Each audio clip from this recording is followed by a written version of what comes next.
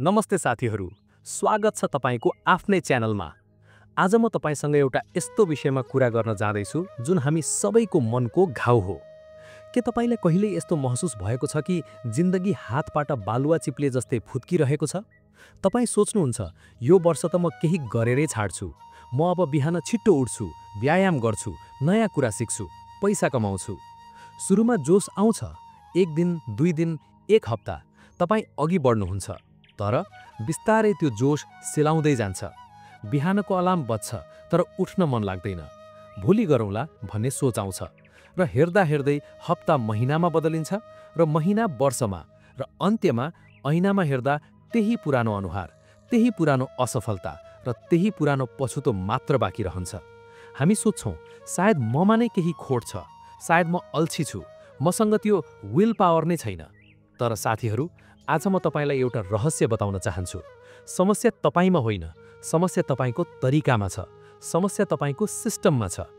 आजको यो भिडियोमा म तपाईलाई एउटा यस्तो किताबको यात्रामा लैजाँदैछु जसले संसारका करोडौं मानिसको जिन्दगी बदलिदियो। जेम्स क्लियरको किताब एटोमिक ह्याबिट्स। यो केवल एउटा किताबको सारांश होइन, यो तपाई र मेरो जिन्दगीको कथा हो। आउनुहोस् यो यात्रा सुरु गरौँ। यो कथा बुझ्नको लागि आउनुहोस् अमनको जिन्दगीलाई हेरौँ। अमन तपाईं जस्तै हो, म जस्तै हो। अमन 25 वर्षको भयो। उसको ठूलो सपना छ। ऊ एउटा सफल मान्छे बन्न चाहन्छ। उसलाई थाहा छ कि उसले आफ्नो स्वास्थ्य सुधार्नुपर्छ, केही नयाँ सिप सिक्नुपर्छ र पैसा बचत गर्नुपर्छ। हरेक न्यू इयरमा अमनले ठूलो कसम खान्छ, अबदेखि म दिनको 2 घण्टा जिम जान्छु, म दिनको 50 पेज किताब पढ्छु। सुरुमा जोश आउँछ, एक दिन, दुई दिन, एक हप्ता तपाई अघि बढ्नुहुन्छ। तर बिस्तारै त्यो जोश सेलाउँदै जान्छ। बिहानको अलार्म बज्छ, तर उठ्न मन लाग्दैन। भोलि गरौँला भन्ने सोच आउँछ र हेर्दा हेर्दै हप्ता महिनामा बदलिन्छ र महिना वर्षमा र अन्त्यमा ऐनामा हेर्दा त्यही पुरानो अनुहार, त्यही पुरानो असफलता र त्यही पुरानो पछुतो मात्र बाँकी रहन्छ। हामी सोच्छौँ, सायद ममा नै केही खोट छ, सायद म अल्छी छु, मसँग त्यो विल पावर नै छैन। तर साथीहरू, आज म तपाईलाई एउटा रहस्य बताउन चाहन्छु। समस्या तपाईमा होइन, समस्या तपाईको तरिकामा छ, समस्या तपाईको सिस्टममा छ। हाम्रो दिमागलाई ठूलो परिवर्तन मनपर्छ। हामीलाई लाग्छ कि जिन्दगी बदल्नको लागि केही ठूलो धमाकेदार काम गर्नुपर्छ, रातोरात धनी हुनुपर्छ वा एकै महिनामा 10 किलो तौल घटाउनुपर्छ। तर एटोमिक ह्याबिट्सको पहिलो र सबैभन्दा शक्तिशाली पाठ हो द 1% रुल। सोच्नुहोस् त, यदि तपाईँ हरेक दिन आफूलाई केवल 1% मात्र सुधार गर्नुहुन्छ भने 1 वर्षपछि के हुन्छ? गणितले भन्छ, तपाईँ वर्षको अन्त्यमा सुरुको अवस्थाभन्दा 37 गुणा राम्रो बन्नुहुनेछ। तर यदि तपाईँ हरेक दिन 1% ले खस्नुभयो भने तपाईँ शून्यमा पुग्नुहुनेछ। अमनको गल्ती यही थियो। उसले पहिलो दिन नै 100% परिवर्तन खोज्यो। उसले बिर्सियो कि पानीलाई तताउँदा 0 डिग्रीदेखि 99 डिग्रीसम्म केही देखिँदैन। पानी शान्त हुन्छ, तर जब त्यो 100 डिग्री पुग्छ तब मात्र त्यो उम्लिन्छ। हाम्रो मेहनत पनि त्यस्तै हो।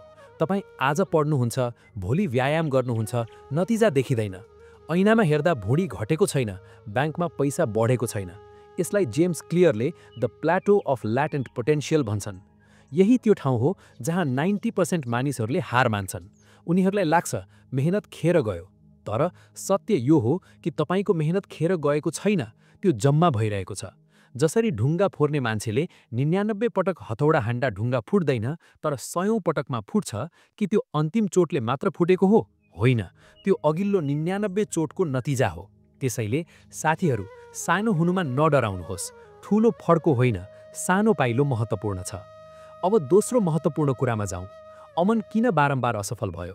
किनकि उसले आफ्नो बानी बदल्न खोज्यो, तर आफ्नो सोच, आइडेन्टिटी बदलेन। यसलाई एउटा कथाबाट बुझौँ।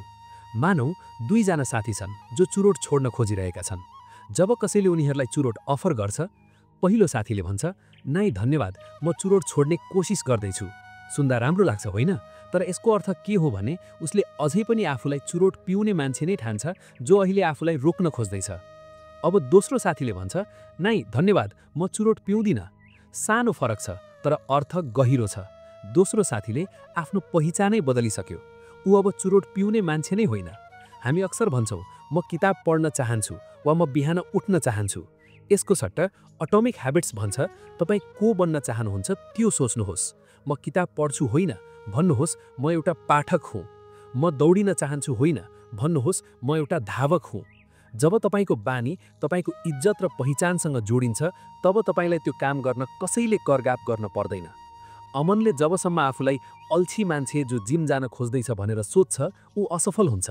तर जुन दिन उसले आफूलाई म एउटा खेलाडी हुँ भनेर सोध्छ, खेलाडीले कहिल्यै प्रशिक्षण छोड्दैन। अब तपाईँ सोध्नुहोला, दाइ कुरा त बुझे, तर यसलाई व्यवहारमा कसरी उतार्ने? भोलि बिहान के गर्ने? चिन्ता नगर्नुहोस्, जेम्स क्लियरले यसको लागि 4वटा सुनौला नियम दिएका छन्।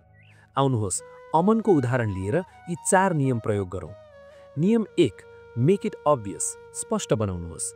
अमन बिहान उठेर जिम जान चाहन्छ, तर उसको जिमको लुगा दराजभित्र कतै कोचिएको छ। अब उसले के गर्नुपर्छ? राति सुत्नु अघि नै आफ्नो जिमको लुगा, जुत्ता र पानीको बोतल ठिक ओछ्यानको छेउमा राख्नुपर्छ। यसलाई भनिन्छ वातावरण डिजाइन गर्नु। राम्रो बानीको लागि सङ्केत आँखा अगाडि हुनुपर्छ। यदि तपाईँ फलफुल खान चाहनुहुन्छ भने फ्रिजको कुनामा होइन, टेबलको बीचमा राख्नुहोस्। नियम 2, मेक इट अट्र्याक्टिभ, आकर्षक बनाउनुहोस्। हाम्रो दिमागलाई रमाइलो मनपर्छ। अमनलाई जिम जान अल्छी लाग्छ, तर उसलाई पडकास्ट सुन्न वा मन परेको गीत सुन्न मनपर्छ। अब उसले टेम्पटेसन बन्डलिङ गर्न सक्छ, अर्थात् म तब मात्र मेरो मन परेको सो वा गीत सुन्नेछु जब म ट्रेडमिलमा हिँड्दै हुन्छु।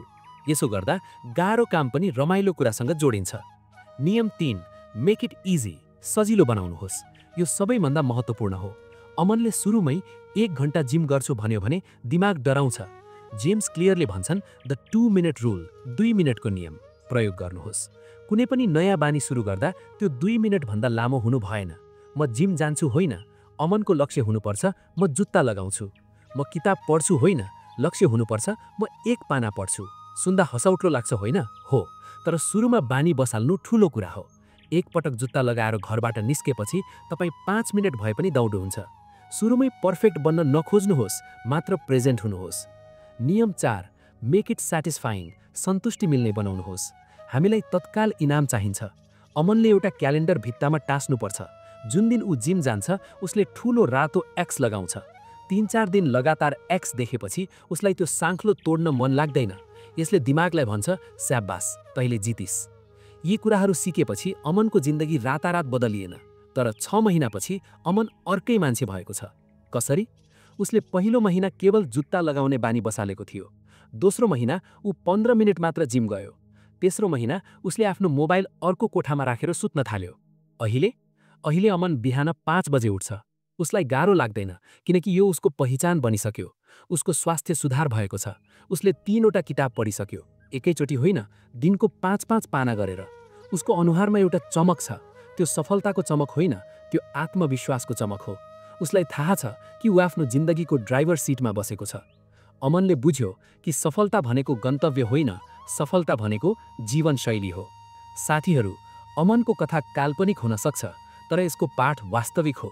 तपाईँ अहिले जहाँ हुनुहुन्छ, जस्तो अवस्थामा हुनुहुन्छ, त्यसले तपाईँको भविष्य निर्धारण गर्दैन। तपाईँको आजको सानो बानीले तपाईँको भविष्य निर्धारण गर्छ। धेरै नसोच्नुहोस्, भोलि गर्छु नभन्नुहोस्। आजै अहिले एउटा सानो कागज लिनुहोस् र लेख्नुहोस् म को बन्न चाहन्छु र त्यसको लागि कुन एउटा सानो अटोमिक बानी म आजै सुरु गर्न सक्छु। त्यो बानी जतिसुकै सानो होस् नहोस्, दिनको 1 ग्लास पानी बढी पिउने होस् वा सुत्नु अघि 2 मिनट आँखा बन्द गरेर बस्नुहोस्, सुरु गर्नुहोस्। सम्झनुहोस्, ठूला भवनहरू पनि एउटा एउटा इँटा थपेर बन्छन्। तपाईको जिन्दगी पनि त्यस्तै एउटा भव्य महल हो। आज एउटा राम्रो इँटा थप्नुहोस्। यदि तपाईलाई यो भिडियोले मनमा थोरै भए पनि जोश भरेको छ भने कृपया कमेन्टमा लेख्नुहोला I am ready for change, म परिवर्तनको लागि तयार छु। म तपाईहरूको कमेन्ट पढ्ने छु। जाँदा जाँदै यो भिडियो मन पर्यो भने लाइक गर्न नबिर्सनुहोला।